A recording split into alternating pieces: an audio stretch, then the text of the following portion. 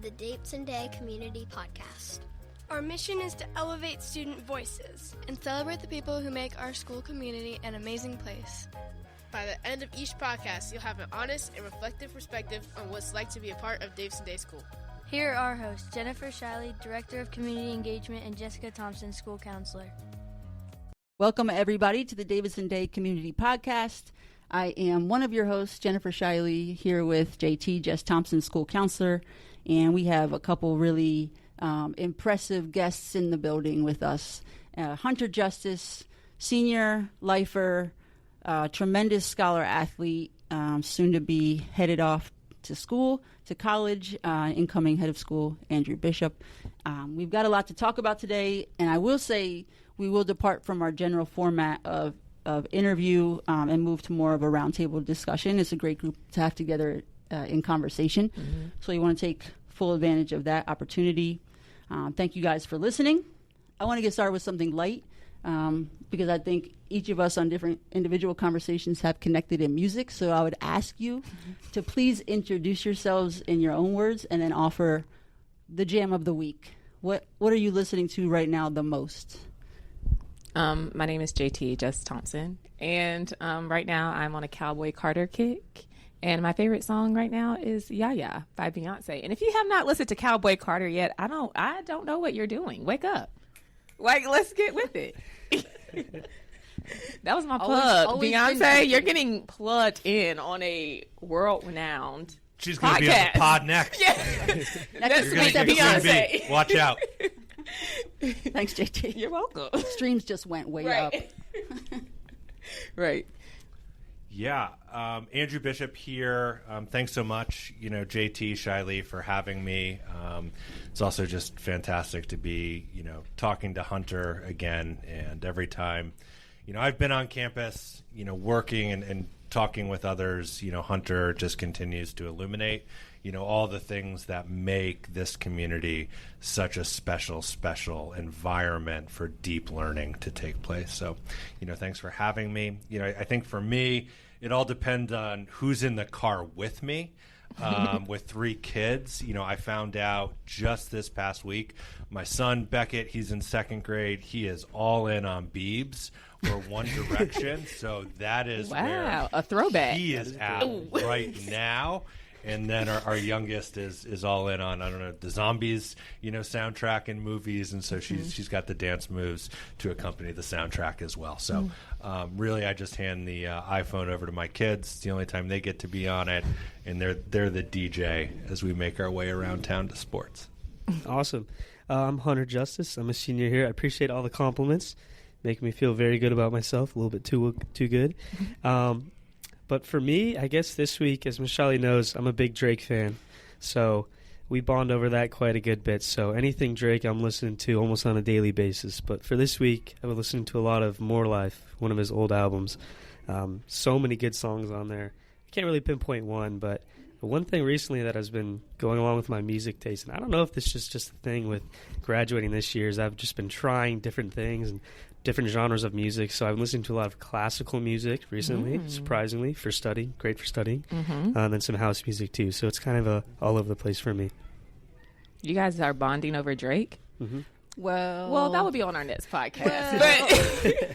Well, Hunter writes poems about Drake, and I critique those poems and offer my input and advice about the musical direction potentially he could pursue next. Maybe one digression. Do you know what a CD player is? I do know what a CD player is. Have I used one ever? Absolutely not. Yeah, I think we've got some generational divides within the room that are taking place. I also think maybe to follow up to Shiley's question, that I always liked is, when I was in, high school, college, it was what 5 CDs, right, are currently in. The disc changer. Right, the disc changer. Disc changer? I don't even know what that is. Was it? Yeah. So we're Don't say that again. Just makes okay. us feel This is so a safe zone. Nobody's judging you. But it's good.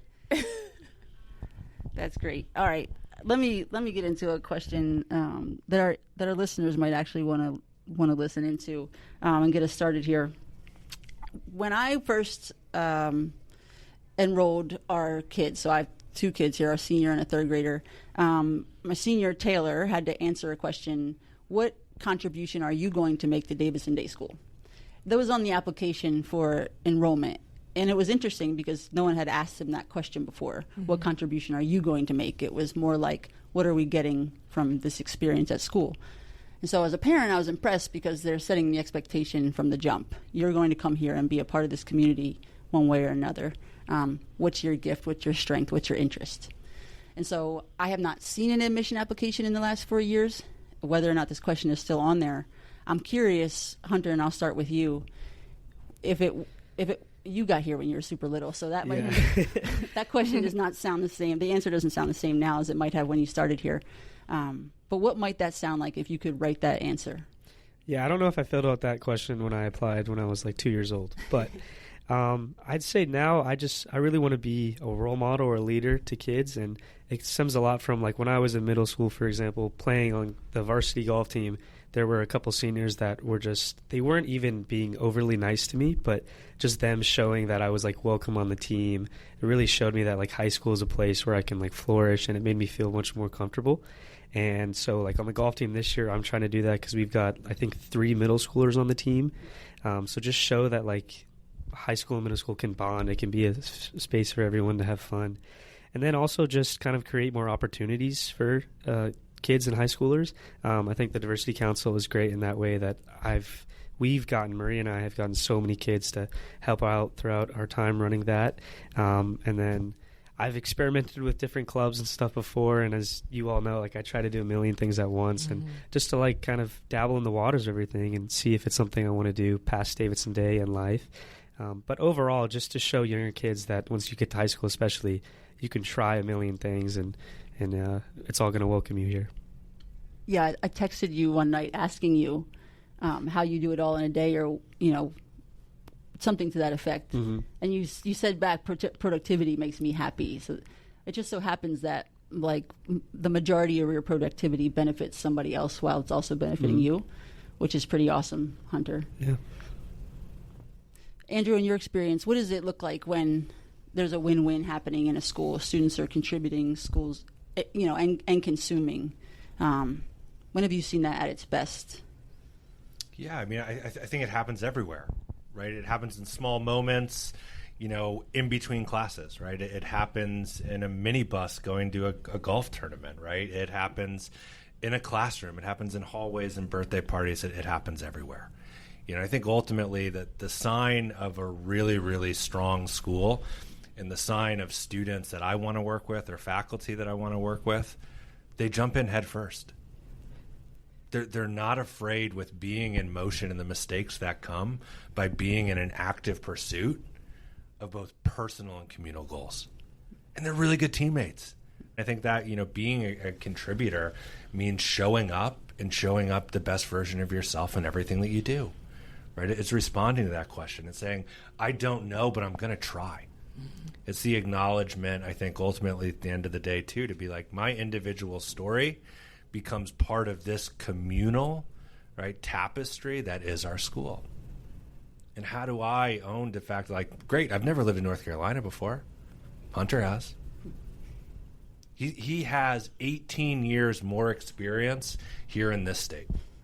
Right? He has, right, 14, 15 more years of experience at Davidson Day.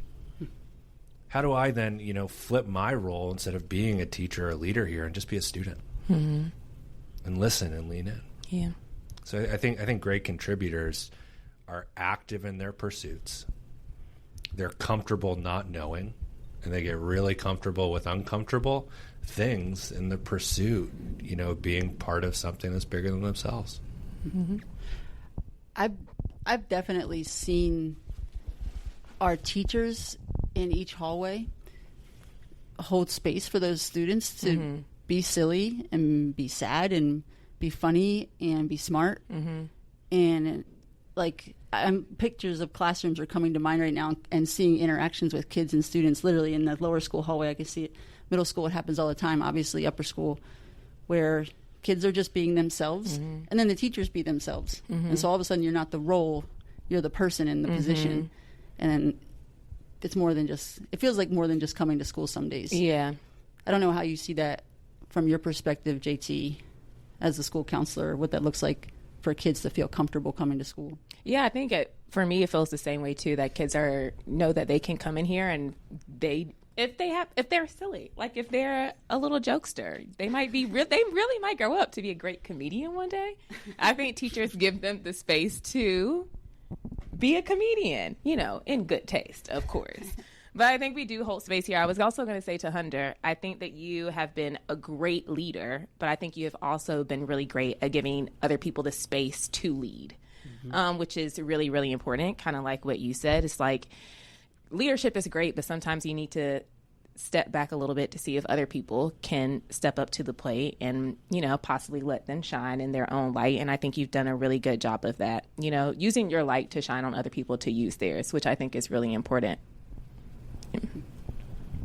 Yeah, I love all that. I mean, I also think what I feel, and that's really palpable, when you step foot on this campus, is people are seen and people are known. Mm-hmm. You are known. And my first move as an English teacher, right, is how do I get someone to attend to a lesson?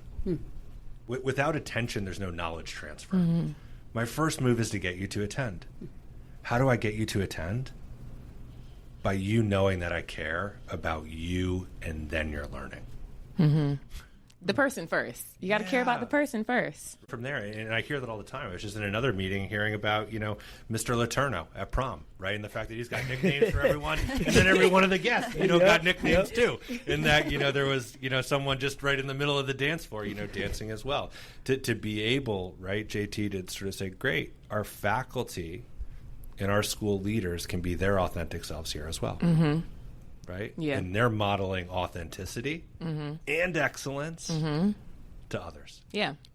I think it's very interesting that you say that, because I hadn't really thought about that, but when I hear you say it now, I apply it and I see how true it is, because I'd say, like, some of the classes that I did not think would be the most fun, like, I'm not an English person and you're an English teacher, but going into, like, Mr. McGill's class, for example, and you'll hear seniors talk about him all the time, like, Again, I'm not an English person, and it's an AP English class, but I had so much fun in that class because I think it was his personality first and how he touches the students so well that really, like, makes his class so fun because he can turn, like, a poem or a story that we're reading into and relate it to our lives.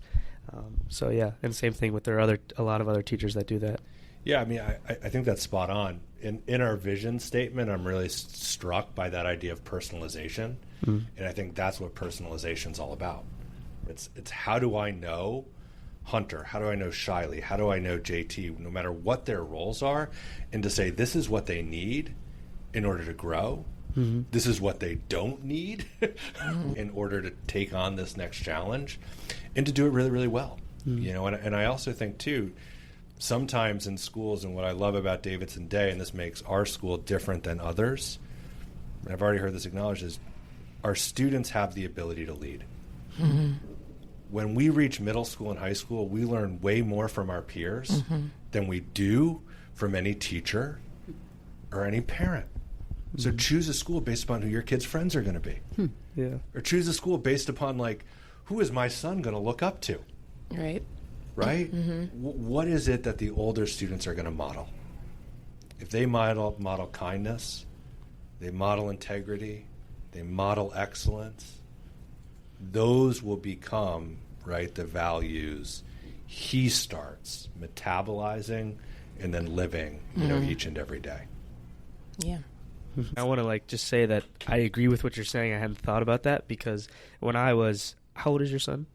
8. Your son's 8. Okay, so when I was in 8th grade and we did the upper school visit day where we would shadow an upperclassman, and even when I was a freshman, I was, like, so scared of the senior class. It was weird, but it's not because they were, like, physically overpowering me, because they were obviously much bigger than I was, but just, like, they knew everyone in the hallways, and I was the new kid on the hallway, basically. And now that I'm that senior, I'm just astonished that I thought that way about what I am now, because I hope that there aren't any freshmen that look at me and think that I'm definitely not physically overpowering, but maybe just slightly intimidating. The but beard throws them, I think. I think the beard does throw them off a little bit. But yeah, it's just honestly a full circle moment to think that I was, like, so scared as a freshman of the upperclassmen and what they were doing, but now I'm that person. Yeah. Yeah, I think too, right, the character piece is ultimately the most important piece of the educational experience that we have. Right? That's what we remember. And I think that is what instilling leadership and values is about. Right? So I'm going to clear the path. How does my time make it a little bit easier for that 8th grader that follows me? Yeah. And you never really know who's looking up to you. Like when I bring the littles upstairs to my office and they're like, wow, I've never been up here before. It's so big up here. And I'm like, girl, it's the same as that. It's the same office. Right. It literally looks exactly the same, but they're observing literally everything that you do. They're listening to everything that you say and they're taking it in. And then they're leading with that, So if they feel, if you're doing it, most likely they're going to think that it's okay to do it too. And I think that's the magic of early childhood through grade 12 day schools. That 1st and 2nd grader, they see the 11th and 12th grader, that's their hero. Right? Whether the fact that they play for Davidson Day basketball, it's like playing for the Charlotte Hornets. Yeah. Right? It's like, it's like I want NBA. that jersey, right? It is that, much. And then what it feels like too, I think for older students to know that other people are looking up to them in idolizing, right, what they do. I do think that's interesting in the senior speeches. I keep hearing for students, now the students who are speaking have been here longer, but the students who haven't been as long, they say, when I shadowed, it seemed so small. It was just one hallway, but now I couldn't imagine being anywhere else. This is my home. All my friends are here. So something happens in that where it becomes, you become seen, you become known, and you do get to experience the interactions with the 6-year-olds and the 8-year-olds and the middle school students, and it's positive. Yeah, and right, like I think ultimately what you said is the space is small, right, and finite. The possibilities and the transformative experiences are massive. And if you have the right environment, no matter what the size is, how that changes you or what you continue to reflect upon when you're in, at Williams College next year, those are the things you're going to remember. Right? It's not the square footage. Yeah. It's the impact of those relationships and those experiences. Yeah, and it happens every day. So you keep coming back and you get that feeling of feeling home, like you never really, like you're exactly where you want to be. 100%. And the last thing I know, there's other questions. Like I just say too, if there's parents out there listening, students, alumni, one thing I'm trying to hold on to as I, enter this community, but leave a community that I deeply love, in Las Vegas is how do I show gratitude?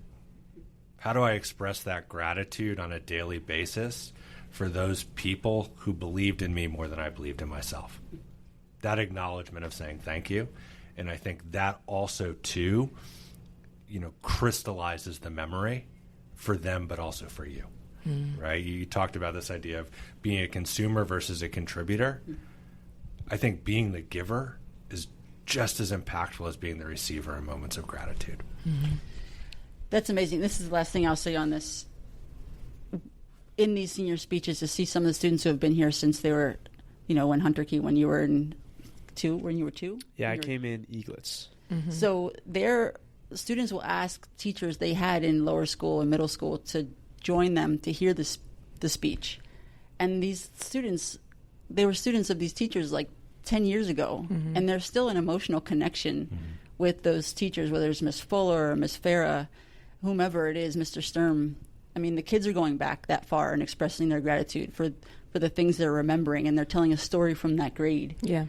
It's amazing. Which you really can't find anywhere else. Like not in a K through 12. Like me inviting my kindergarten teacher to my, a graduation speech, and I'm in, it's a very different experience. So it's kind of cool that everything that everybody that loves you, everybody that cares for you, everybody that supported you is all in one building, and you can call on them at any time that you need. And they'll answer. That's the other thing, too. You can call and they'll answer. Very important. So I want to ask the adults, what makes Davidson Day special to you or makes Davidson Day as a school stand out? I have fun every day. Like, I have friends outside of teaching the industry of teaching and education who get up and go to work, and I don't see the enthusiasm. I don't hear it in their stories. I don't see it on them the way I feel it coming here. So it doesn't feel like I'm getting up to do this thing. It's like I get to be here and teach and work with these friends. Particularly in the upper school hallway, there is the Laterno who says "Sup Squad," like it's decibel 125.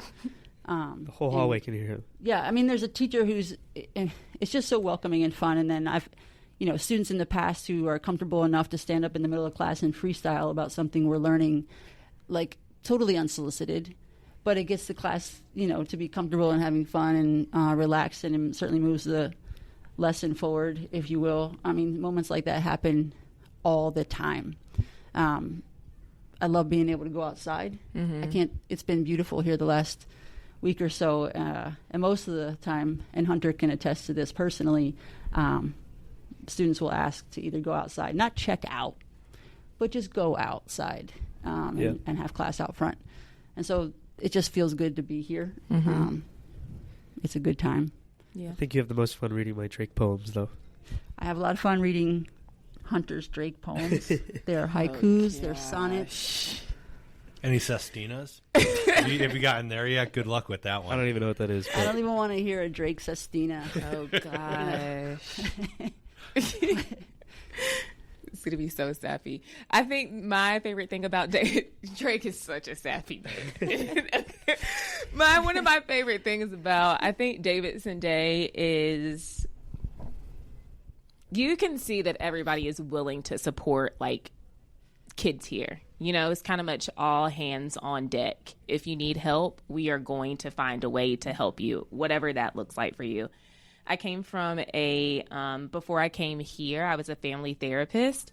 So I was working with kids and adolescents, but sometimes when you are a therapist, you're not always able to see growth kind of like in real time. It's kind of like I see you once a week and then next week you work on another thing. But now here being stationed in this school, I'm able to see growth like daily. Like I can actually see kids all the time and see how well they're doing, which for me is really cool that I can see it in real time where a teacher's like, oh, they did really, really good in class today, or they were able to regulate themselves today, or I'm able to pop by and look at them in the window and see they're having fun, or whatever the case might be. I think that's the best thing about working here. And also, like, I wake up and I'm not stressed about going to work. Right. That's really cool. Yeah. Some jobs are really stressful. Some people really don't like to go to work or go to their job. And I've never had that feeling here. I've never woken up and been like, ugh. Work. I gotta go to work. Well, sometimes, but that's like sometimes. It's not perfect, but it's pretty close. Yeah. Yeah, I think harder for me to answer. Hunter, come back next year. Right around this time, ask me the same question. My hope is the answer is the same. I think it's the people. I think it really comes down to the people.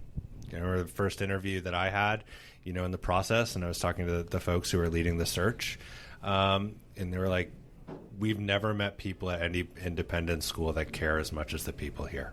Yeah. That's one. Right? The second is, I'm really struck by the authenticity of the place. Right? The authenticity to say, this is who we are, this is who we aspire to be. We can recognize that there's a gap, right, between where we are and what our aspirations, currently will be, and we're okay with it. And ultimately, what we know is no matter how we continue to evolve, it's going to be a place where it's cool to be smart, it's cool to try, and it's cool to be nice. And that authenticity that drives everything, I also think, is about the values we share. I really feel like this is a values-driven educational community. Yeah. I hear that. There was I don't remember what year it was. I had a friend who works in a public school, and we were hanging out outside of, like, in the community, and I got a text from a student, and she said, what are you doing getting texts from a student? You can't text with students.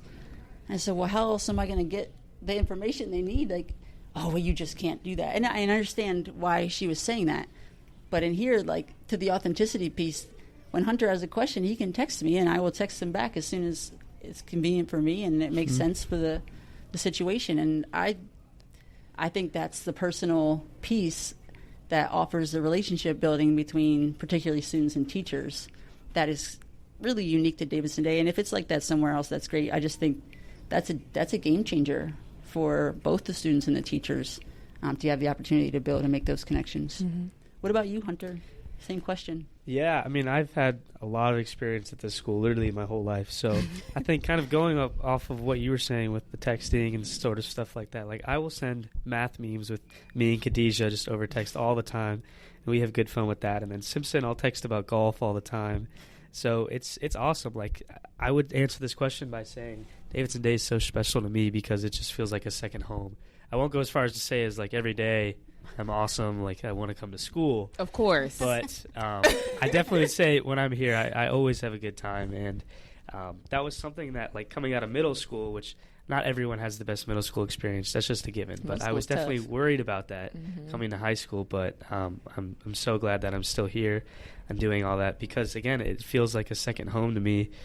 And I go out and do social stuff with my teachers all the time now that I'm a senior, like Khadijah and I and Saunders, and I'll play with juniors and sophomores. We all go play pickleball together. We've been doing it for like almost 2 months now, and so that's really fun, and it's fun to like kind of like take my anger out on Khadijah on the pickleball court because she's so hard on me in calc class. But yeah, I would just answer that by saying Davidson Day is another family to me, and it's a second home. Maybe I kind of jump in on, this is, question is, you're making your way to the end of the year, and that's everyone.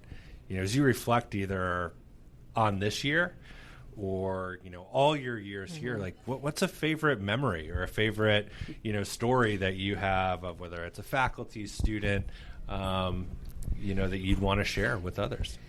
There's so many memories to choose from. There are a lot of, I'd say the ones that are the most memorable are probably like the most embarrassing moments for both myself and my class, especially middle school. There were a lot of rough moments and embarrassing moments for me. But I'd say like the class trips are ones that you never forget about, and those take place towards the beginning of each year. But it's just a time where you're not doing school stuff. It's almost like you're hanging outside of school with your entire class, and you also get to know your teachers really close there.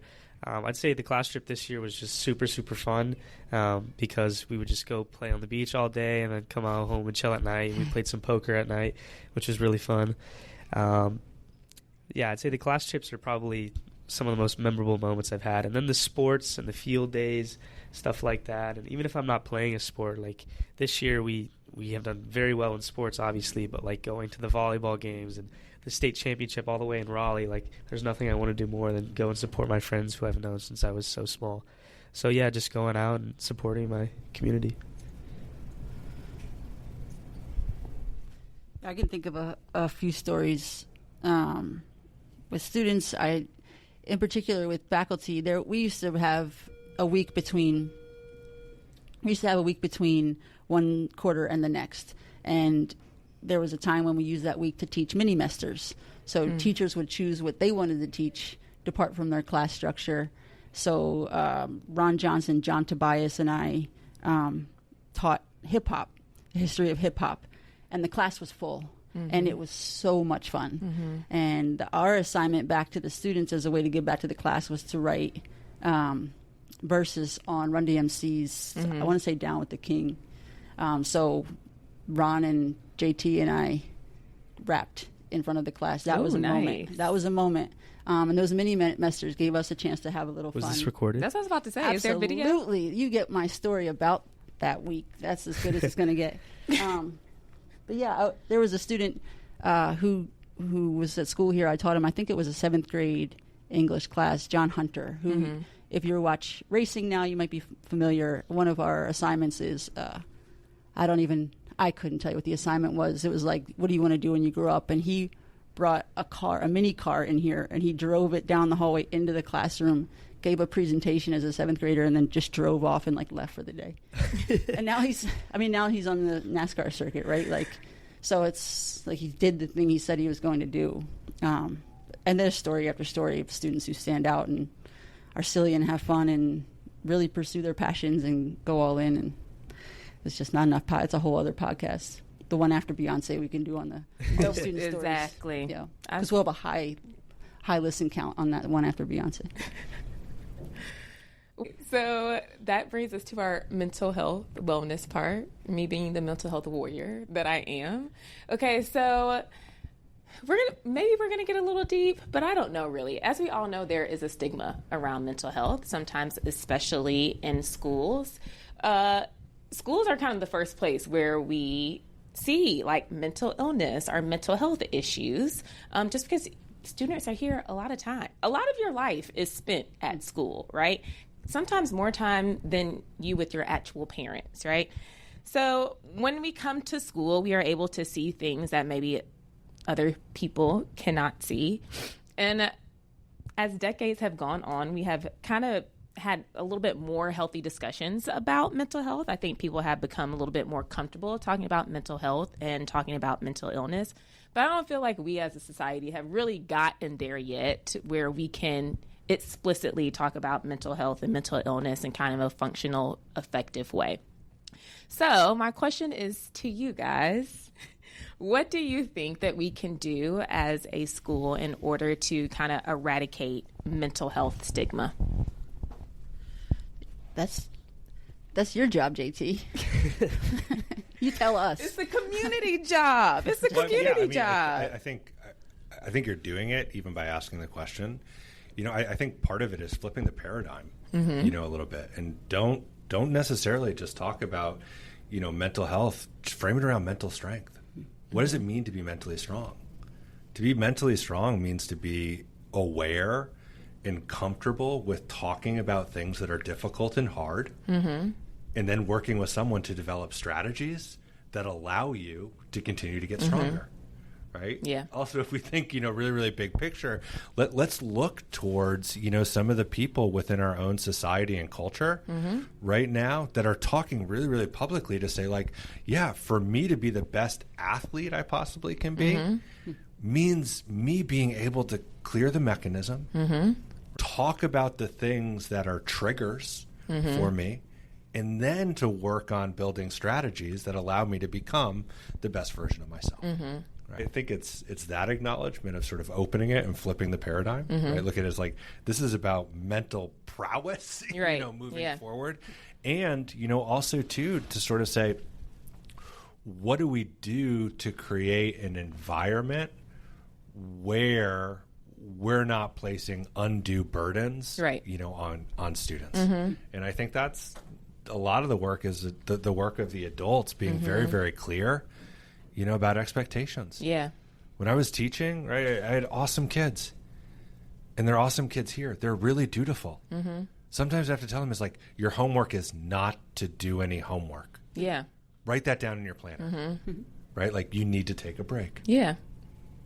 Right? Sometimes you have to plan breaks. Yeah. Because if not, you might not actually take the break if you don't intentionally plan the break.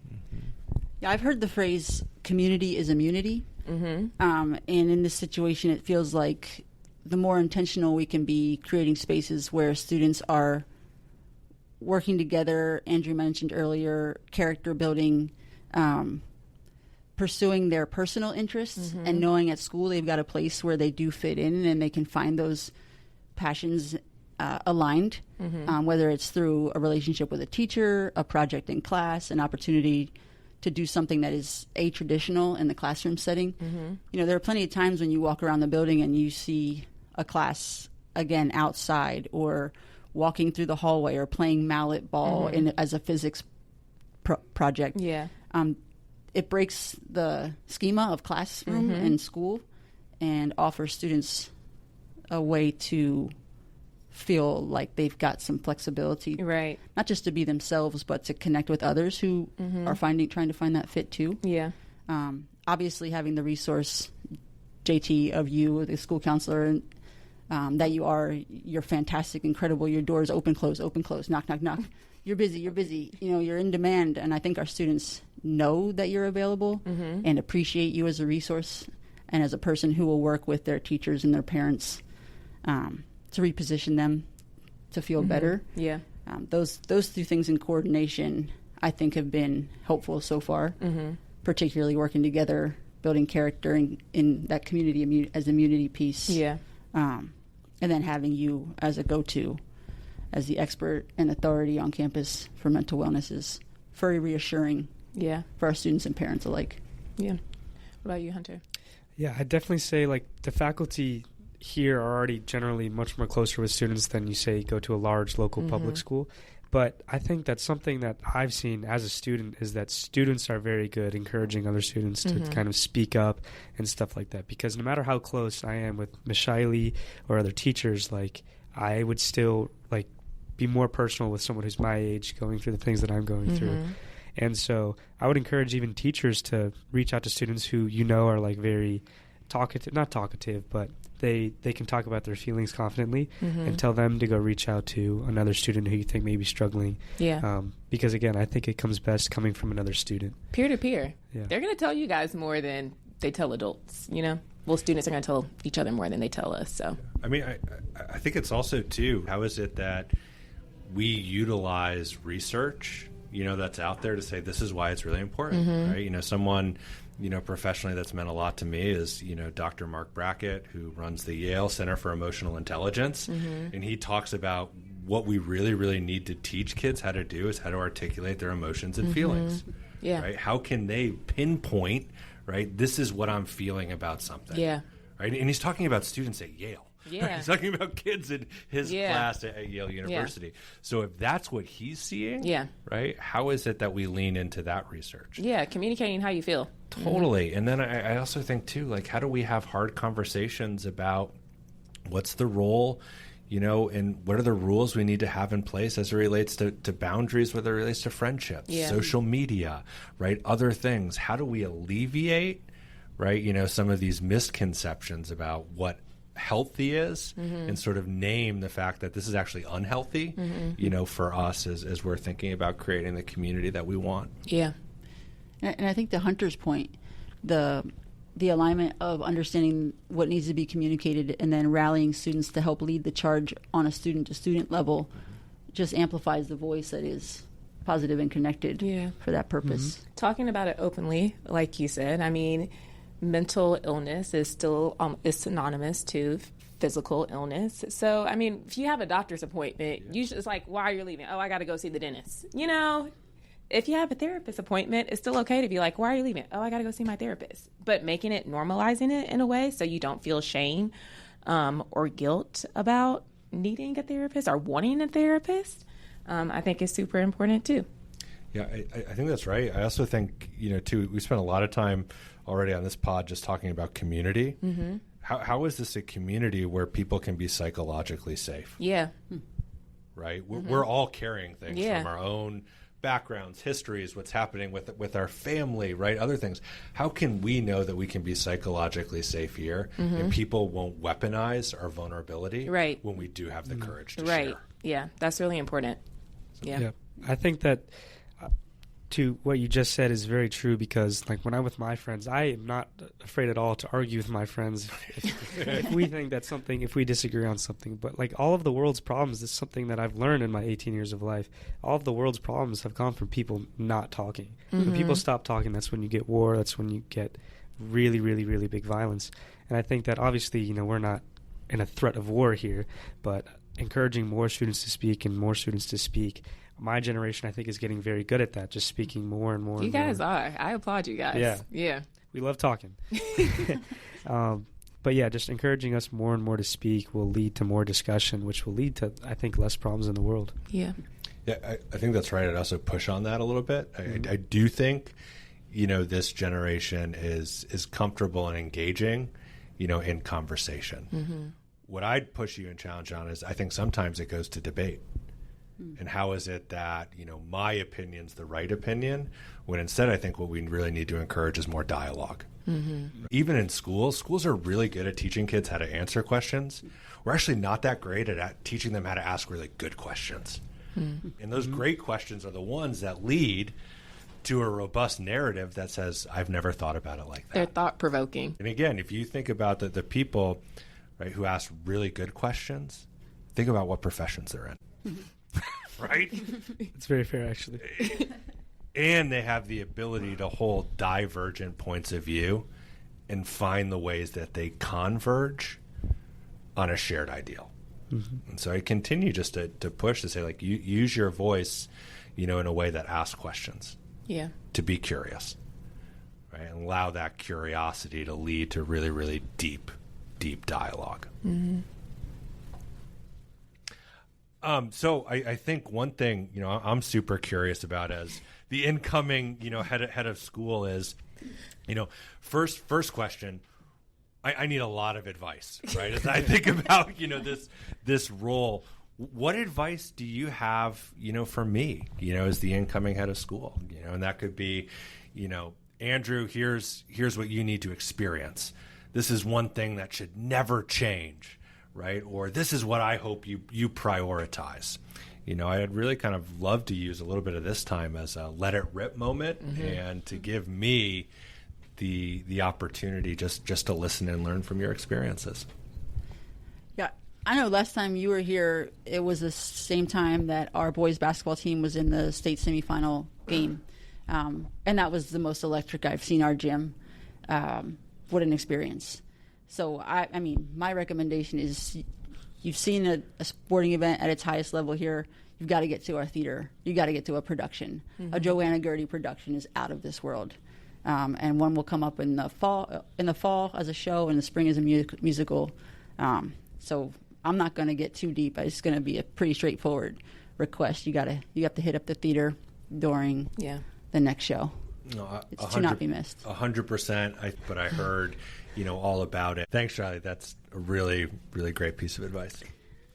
I would say that definitely from a student, the one thing that I would definitely say that I would love for you to do, and our last head of school, I think, did this very well. And I alluded to this when we were talking to the search committee a little bit, but just get to know the student body. It meant a lot to me when our last head of school just would walk the hallways and just say hi, even if it's just eye contact or something. But if you can, in the first week, like, just go to the upper school hallway and meet 5 kids and say, like, hi, I'm Mr. Bishop, what's your name? And then just have, like, a 2-minute conversation, like, that means a lot more than I think to kids here. And after that, like, knowing people on a first-name basis, I know I'm bad with names, so it's kind of hard, but just smiling and saying hi to people as you walk by them and just getting to know the students on a personal level, like, really means a lot to the students. Yeah. So, yeah. Because if the kids love you, I mean, hey, who can contest with that? Like, if the kids love you, you're guaranteed to have fun every single day. Yes. Yeah. I would say you have to go to the petting zoo and Mrs. Fuller. And chicks have arrived. Yeah, that's a good one. Chicks have hatched. The chicks have arrived. I'm actually going to go see the chicks after we leave this podcast because I got to see what's going on in there. What else? The Dr. Seuss parade that we have. So cute.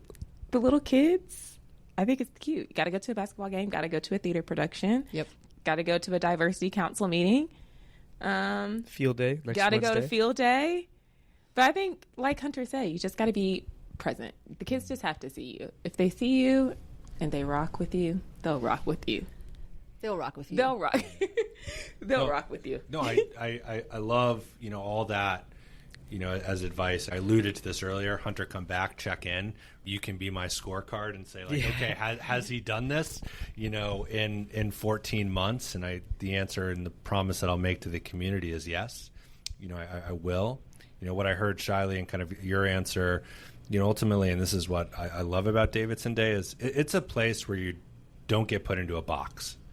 And what I mean by that is you can be an artist, you can be an athlete, you can be a scholar, but at the end of the day, you're just Hunter, who happens to be an artist, an athlete, and a scholar. Yeah. And you get to see those different moments when people shine. Yeah. Right? And I think, ultimately, too, that idea of relationships. How is it that everyone's known if we talk about personalization? Yeah.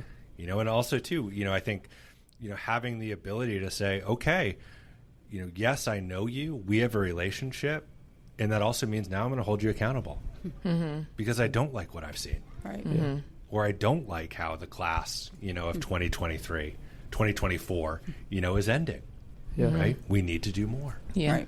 Right. Or that same idea, too, is be like, I think, sometimes, we get lost in EC 12 schools and we automatically default to what we know, right? So as a high school English teacher, how do I make sure that I'm going to middle school science classes? Yeah, right? yeah. To JT's point, it's like, okay, yeah, I feel most comfortable, right, working with juniors and seniors. Yeah. I got to get a little bit uncomfortable sitting in a kindergarten desk. Crisscross right? applesauce Exactly. on the carpet. And so I think it is, On the carpet. right, finding all those kind of special moments, in there as well. Yeah. Another question to follow up on that, for you all is, I'm also coming as a new parent. So how would you describe Davidson Day, to a new parent? Or if they're looking at another school and saying, like, this is the only school you should choose, what are you saying to new parents who are considering, making this really, really big investment, of time and energy into the school? I would definitely say get your kid involved in as many extracurriculars as you can, but let them obviously want to do those. But sports are obviously a really big thing. Theater is awesome. I was in middle school theater up until 5th through, I don't remember when I stopped. But I did theater, I did sports, I did everything, and I got to learn so many new people. And even today, like as a senior, Davidson Day is not very cliquey.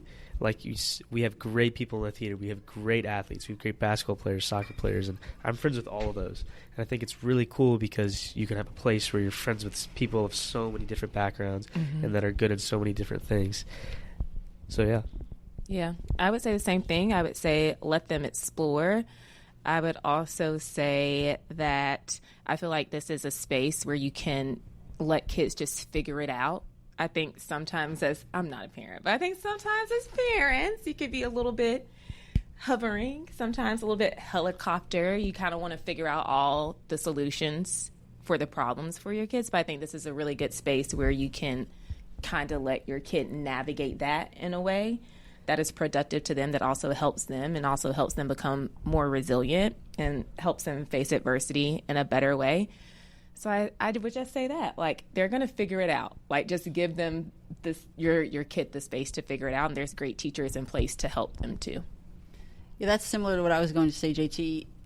Parents who are new to the school this year, outside of the school, express their concerns. Well, my son is fill in the blank. And I said, okay, let them make a connection with the teacher. Well, but this class, but what about this class? Oh, well, that class is great. Go into that. Allow your son to develop that relationship with that teacher, because I think those relationships with the teachers that the students click with really do develop, layer in just positive connection over time. And as a point of reference, and I mentioned this earlier with our senior speeches, you obviously can't come to every senior speech, but they're on YouTube. You can go back, listen to our seniors talk about the teachers that changed their lives, that caused those transformative moments, often at times of accountability. I remember that time Coach Glass called me out for this, and I'm so thankful that we had that conversation, because it changed my whole experience at Davidson Day.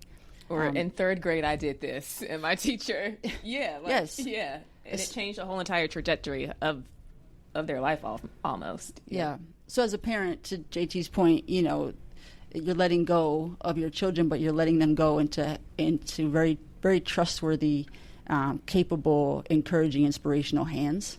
And the people here take a lot of pride in what they do and value that they get to do it. And so it seems, as a parent, I'm excited to hand. I say that like generously. I'm excited to hand my children off to their teachers. You have a great day today. I will see you later. You trust. I know you're in the right place. 100%. Yeah. Yeah. Thanks for all that. I think within those responses, I heard two. I think really, really big things. One is this idea of trust. The other is this idea of communication, right? And I think those two ingredients are essential for successful relationships. Right, trust and communication. Yeah. And, ultimately, as I think about, myself as a parent, is I want my kids to be able to learn how to do hard things well. And for them to know how to do hard things well means they need to do them, and I can't remove the roadblocks that are going to be in front of them. Right. Yeah. By doing that, it just becomes easy. And they don't know what productive struggle is. Yeah. They can't develop that muscle, of resilience. So when life, gets really hard for them, they're looking around. Where's mom? Where's dad? Yeah. Where's my teacher? Yeah. So I think like that to me, is really, really fascinating, to think about, as well. Maybe my last question, since I have got the three here, is let's fast forward now. Let's fast forward, and it's, let's just call it 2030, right? And JT, Shiley, me, we're still here doing our thing. But Hunter, you come back, right, or you're here. How do you hope Davidson Day has stayed the same? And how do you want it to evolve within the next 5 to 6 years? Hopefully when I'm flying in on my private jet in 10 years or something. This is 2030. I know. He might be on a jet. I've got big plans. I could totally see Hunter coming on a private jet. Land a helicopter on the field. 100%. Yeah. I hope to see that a lot of the people are still here, which is something you can't really control. But those people, if they're not still here, I know some of the teachers that I'm very close with are near or kind of near retirement. I hope that there are new teachers here that maybe I don't even know, but I can see when I talk to them for 5 minutes that they are still keeping that connection with students. I think it's really, really hard to replace some teachers that have left or are planning to leave in certain years because so many students have developed such close connections to them. But hopefully when I come and there's new teachers here, I can see within 5 minutes that they have a connection with students here. So that's probably what I say. Yeah, kind of off that, Hunter, I would love to see a thriving alumni base as year over year that students continue to stay connected and then come back. I think the return rate on college freshmen is really high through fall, and then it tapers off in the spring. But in some ways, in addition to the return to sports events, if students can have avenues to tap in at Davidson Day hosted events or in common spaces, and they do in small groups, but I think more collectively as alumni, as classes, or just collective groups have reason to stay together, stay connected, and continue to maintain that spirit of Davidson Day in their return. Yeah, I think that what makes Davidson Day so awesome is that it's so small. And at first I thought it would be, kind of hard that it was so small that if you got in a fight with one person, then everybody would know your drama and stuff like that. But I think coming back, I'm going to see the same people that I graduated with that I've known forever and ever. And I think that's honestly some of the reason why I chose to go to a small school next year, just so that I can have that same small community, know everybody, and try to be a leader. That's awesome. Nice. So let me finish with a question here. We finish all our podcasts with this. Hunter, what can our Davidson Day community continue doing or do better to uplift and take care of each other? We've talked about a lot of good things, but what can we keep doing or do better to take care of each other?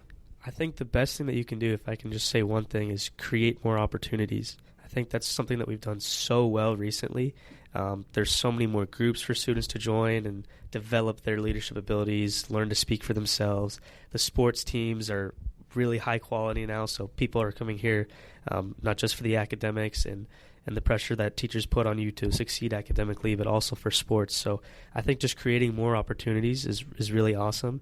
In keeping that kind of balance between academics and sports, obviously we are having very good sports this year, but the teachers here will also push you to be great people and through academics and stuff like that. Very good. Guys, thank you so much for engaging in this roundtable formatted podcast. It's been a gift, obviously, to share this with you, Hunter, because you're on your way out, and this is our last podcast together. It's first and last. It's our first and last.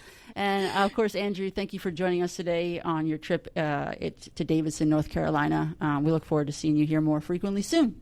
Yeah, and hopefully it's not the last. I mean, one thing, I challenge us to do is how do we get Hunter, back on the pod, next year, come May when he's I would back love home. to. Full circle. And kind of close it out. Maybe we can answer some of the same questions again and see how we've done. And see how he's changed and grown. I think that'll be cool. And he'll be on a private jet. You might have a bigger beard. Bigger beard and a private jet. You'll see me. All right, guys. Thank you so much. We enjoyed the conversation.